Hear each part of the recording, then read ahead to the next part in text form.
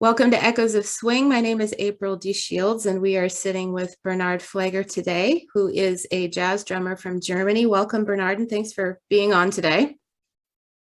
Thank you for having me here. Yeah, absolutely. I understand you just came off of a little bit of a tour through Germany now that COVID is kind of relaxing a little bit. Tell me a little bit about that. Yeah, so that was, I actually played, and I will mention with whom, a gig yesterday. So the tour, the short tour you're referring to, that was Friday a week ago through Monday in Germany with a band called the Armstrong's Ambassadors, which is, we try to, and we play the music of the Armstrong All-Stars, the repertoire, and we stick to the All-Stars arrangements and everything, and well, it is a lot of fun. Yeah, I can imagine. And it has been a total blast those 4 days, as you say, to be playing to audiences, and not via Zoom, which I haven't done for no particular reason. It just didn't happen. So well, if I may, I would like to mention the guys in the band. So on trumpet we have Colin Dawson, John Service on the trombone, Engelbert Wrobel on clarinet, Simon Holliday plays the piano, and Sebastian Girardot on bass, and yours truly. And I am thrilled to be part of this outfit, which was supposed to be for a one-off 3 years ago, almost exactly to the day. But then after that particular gig, we sat down after the show and looked at each other. Why not try to do more and make this permanent? So yeah, we're doing everything through this crisis and pandemic, and try to book gigs, and yeah. So we just played this long weekend, and we'll be together again in 2 weeks and next month also. And, nice. A few things in the book for next year as well. Yeah, good for you. Well, it's perfect kind of music too to make people happy, especially if they're happy to be out finally. Oh yeah, definitely. Yeah. Well, and I know that you, just from the things that you've posted on Facebook and some conversations that we've had, I know you have a very deep respect for Louis Armstrong, and of course, as many of us do, just kind of fell in love with his music and him as an individual, as a person as well. Yeah. But what do you think is one of the most important things that you've taken away so far? Because this music is always a process of learning and enjoying and growing an appreciation for it. But what's one of the most important things, either from Louis as an individual or as a musician, that you personally just really treasure? He was able to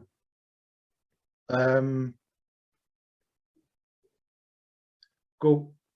I'm not trying to be too serious now. I mean, this thing here should be, and is supposed, and will be, and is light. But he had the mindset and the power and the strength to live and play through adversities. I mean, some that I will never encounter, but he just wouldn't allow anything to stop his happiness and making people happy. And he just gave his all, no matter how tired they were, or he was, or whatever. And and musically, the critics back then, they didn't really succeed, because we have learned so much, and the people who truly listen and understand never went for that. They tried to crucify him for playing him and his men in the All-Stars, and the two lady singers, for playing the same repertoire night after night, and the same solos. Well, it's not really true.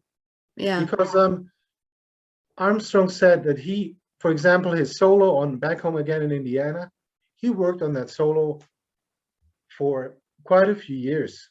Oh, really? And then rightfully so, he said, that tune, I think, came into the band's repertoire in the early 50s, and by 1956 the solo was kind of set, and he said, you know, it's a masterpiece, and it was.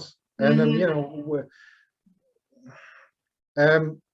and I don't think that people go and criticize for having magnificent work by, you know, one of the classical masters, Yeah, I was just thinking that. Nobody Beethoven writes or them up Brahms. saying they play the same thing. Yeah, exactly. Yeah.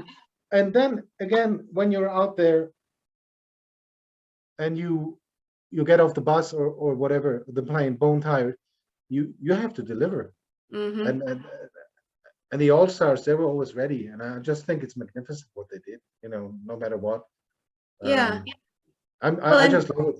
I just love it.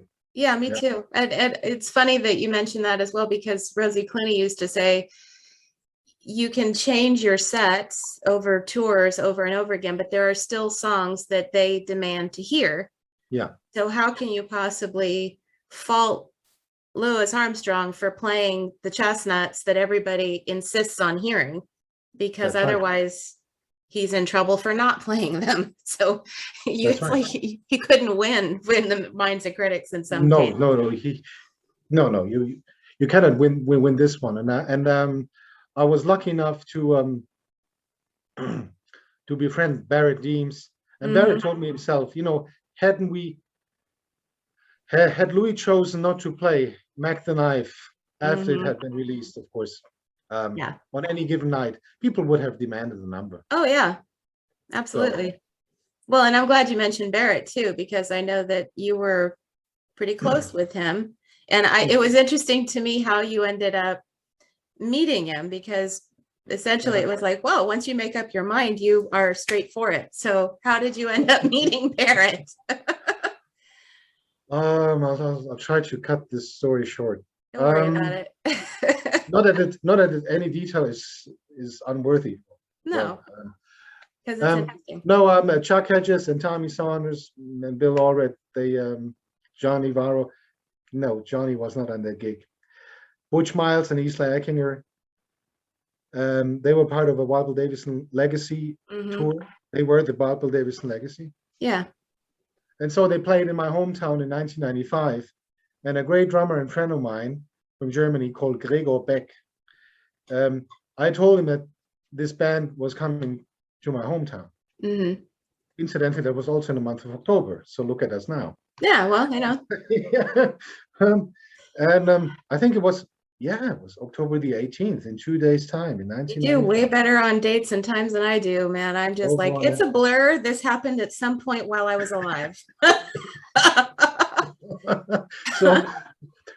so I told Gregor, who would be, Yeah. I said Chuck Hedges will be playing clarinet, and he said, well, you're a huge fan of Barrett Deems, and I know that Chuck knows Barrett very well. They Mm-hmm. frequently meet in Chicago. So I did speak to Chuck, and it turned out that their tour was about to wrap up, like 3 or 4 days after that very concert. Uh-huh. And that fell together with the beginning of the autumn school holidays. I was still in school, 18 years old then, and I asked my mother for. My father was away in Asia on a business thing, so I asked my mother for would she borrow me the money to fly to Chicago, and I did. Mm-hmm. Flew to Chicago, took a cab downtown, asked the cab driver, well, where should I stay? So he recommended a motel kind of downtownish. Mm-hmm. And the next morning I called Chuck and I said, I'm here. And I could just hear his laugh when you would do that. And Yeah. hear his laugh, of course. Yeah. And then he said he would call Barrett and Jane, and he did. Mm-hmm. And then I think about 2 hours later, the phone rang in my motel room. And I said, hello. And a voice said, this is Jane Johnson. Is this Bernard? I said, yeah. And then I think another 2 hours later, I was sitting in their car, and we were on the way to a jazz concert at the Glendora Ballroom. Uh-huh. So Jane was driving. Barrett Mm-hmm. was in the passenger seat in front of me. I just couldn't believe it. Yeah. And so we were friends for the next 3 years until he passed away. Yeah. Mm-hmm. Hmm. Yeah, he was quite a character. I mean, I just remember being very little before I actually met him and just hearing Mhm. some of the stories from Chuck and just sitting in there going, Yeah. but Uh, I just, yeah, even though when he was elderly and in not great health, he was still just, this little, I don't know how he would wear me out and I was an energetic kid. oh, same here. Yeah, he was a true dynamo, and he was himself. Mhm, mhm. I sometimes kind of try to mentally picture how certain people would have interacted, and I can, because Lewis was pretty much just a very sort of, easygoing kind of a guy who could get rambunctious when he was enjoying playing, especially. But I can only imagine what personalities Barrett and Lewis would have been together as far as interacting along the road. That must have been something to watch. Definitely, definitely. Yeah, yeah. What's one of the probably the best things that, because I'm sure you asked a lot of practical questions as far as drumming are concerned. What's one of the things that you appreciate most that Barrett had shared with you over the years? Well, um, truthfully, we did not do too much. It wasn't really on the drumming side. I think we sat down once one afternoon, and we did some things on the practice pad, but it was just up until then. I've done a lot of listening, Mm-hmm. and we did not have internet then, no. Uh, and videos and We did. It wasn't very good. no, it was exactly. It wasn't really. Um, so and I had the opportunity and the great luck to accompany him and Jane to I think they had was it a weekly or every 2 weeks they had a gig with his big band at Yeah, the something like that. Was it Jazz Showcase or at the Elbow Room. okay. And it was just sheer magic to Yeah. was a fantastic band, and to see Barrett, who was very old, and he had a, Yeah. what do you call it, a hunchback? No, you Well, know, and Widow's Hump. Yeah. and then when he said the second he sat down behind the drums, something happened to the man, and he just Yeah. dropped 50 years, and yeah, Yeah. It just kind of it melted was away. it just melted away. It was truly magnificent, and yeah, just to be around him, and then and then to listen to him talk about the old days, and then Mm-hmm. I think one of the things that Louis said was that Barrett made coffee nervous. Yeah. So I think that's not an understatement. Yeah, Saunders would occasionally say that about me if I actually was a little. So I remember that saying very well.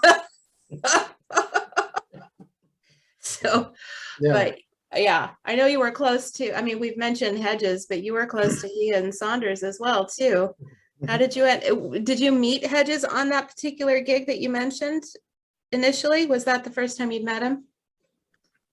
Yeah. So this concert that the Wild Bill Davison Legacy played in my hometown was on a Wednesday, and then Chuck had for years and years and years, he had the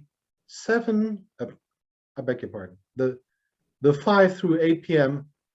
Monday slot at At Andy's Jazz Andy's. Club Yeah, with his swing Ted, with all those right. marvelous, with Wayne Tham on vibes, Charlie Brom on drums, Mm-hmm. um, The Bainey. Yeah. John Bainey on bass, Dave Bainey on guitar. Marvelous, marvelous Yeah. players. Yeah. And Barry would always hang out there. So I met Chuck the first time ever on that Wednesday in a sheer in Germany, and a week later we meet at Andy's Jazz Club in Chicago. Yeah. Yeah, yeah. No, Hedges and Tommy Saunders, they become also close friends and like additional fathers. Yeah. True. Yeah, yeah, yeah. No, they were, I mean, I know they were like that with me too. And they I was telling, I think it was Dan Barrett recently that Hedges would write out a list every year at festivals from when I was little of records to listen to, things to read, and different scale books to try to find if I wanted to start playing clarinet, because I mentioned that my mom's clarinet from high school was sitting in the closet. Right. So he's the one that pushed me hard to learn it. Because I didn't like being told what to do, I deliberately didn't for a long time. But anyway, he knew it. But he also knew eventually I'd get to it, but he kept bothering me about it anyway. But and then Saunders would add his different things to the list as well. And Hedges was so interesting to me because he would tell you not only all these Lester Young records to listen to, because he was nuts about Lester Young, as you know, but anything from like Voltaire to read to, just to Rachmaninoff pieces to listen to. I mean, he was just this huge range, which was surprising to me, but as a little kid, I was stupid to not realize people aren't just one thing. Yeah. But did they ever do anything similar like that to load you up on homework of things to do? They were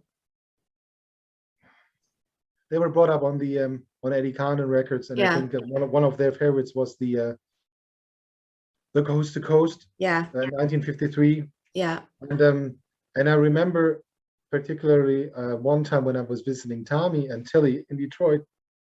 Excuse me. Tommy played me a 1971 live recording of an English band, great band, led by trumpeter Alex Welsh. With Roy Williams on trombone and Johnny Barnes, Barry sax, and Tommy was just he was just in awe and loving that band so much. And he said them, this drummer Lenny Hastings at the time with the band, great drummer, and he said how close Lenny was to Cliff Leeman. Oh, really? I didn't know that. And, and it's that's absolutely the truth. Yeah. No, they didn't really tell me what to listen to because I don't know. We were a bit older by the time you met him too. I realized I was pretty young when I first met him. Yeah, and then I guess they,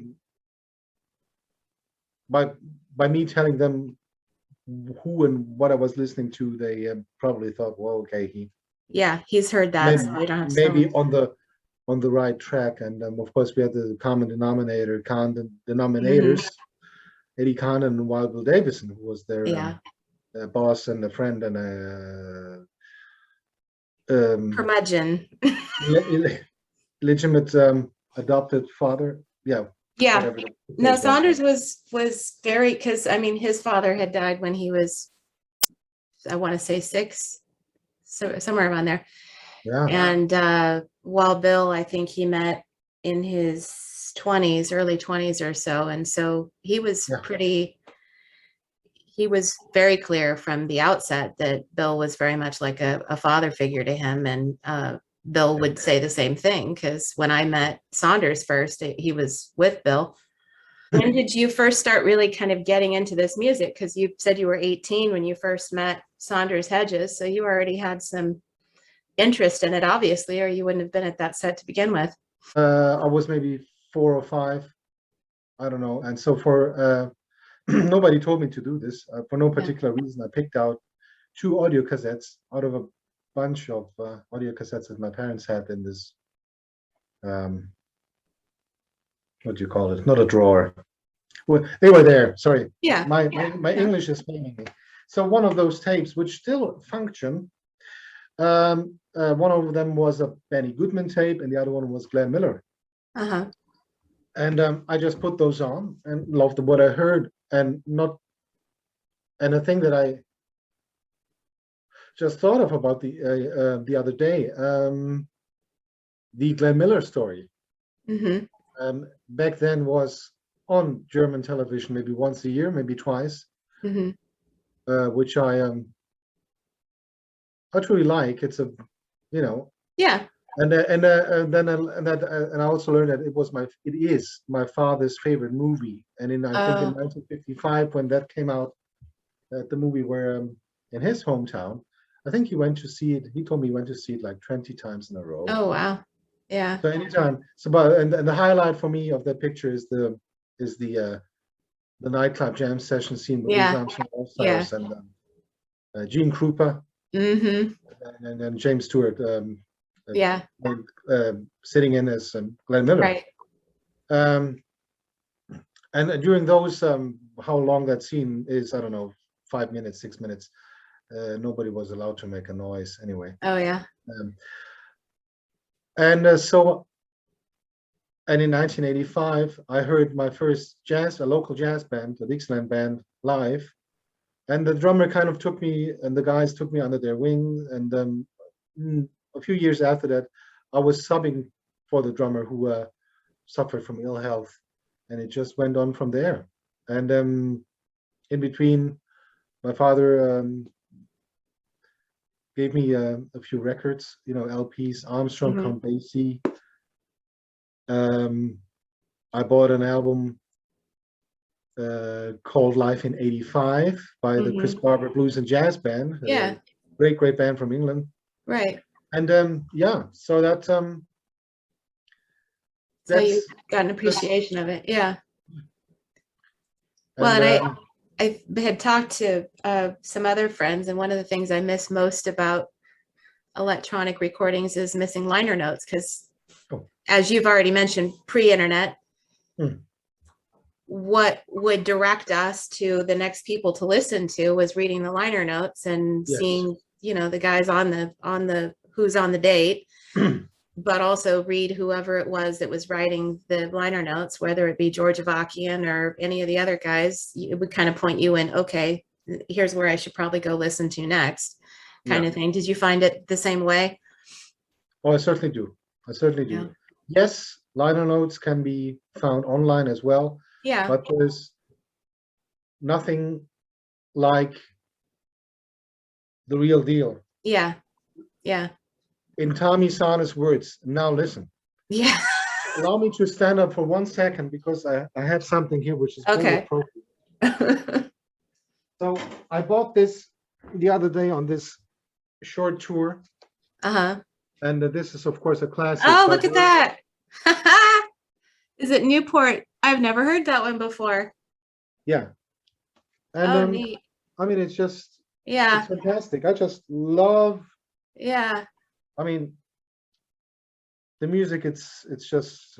I can imagine with that lineup, goodness. But liner notes are just fantastic. They give you, as you say, information, guidelines, and I never tire to read them. I mean, for example, the one of the champions of jazz and a true giant is Dan Morgenstern, whom we all know and love. Yeah. So, yeah. Just to point one out.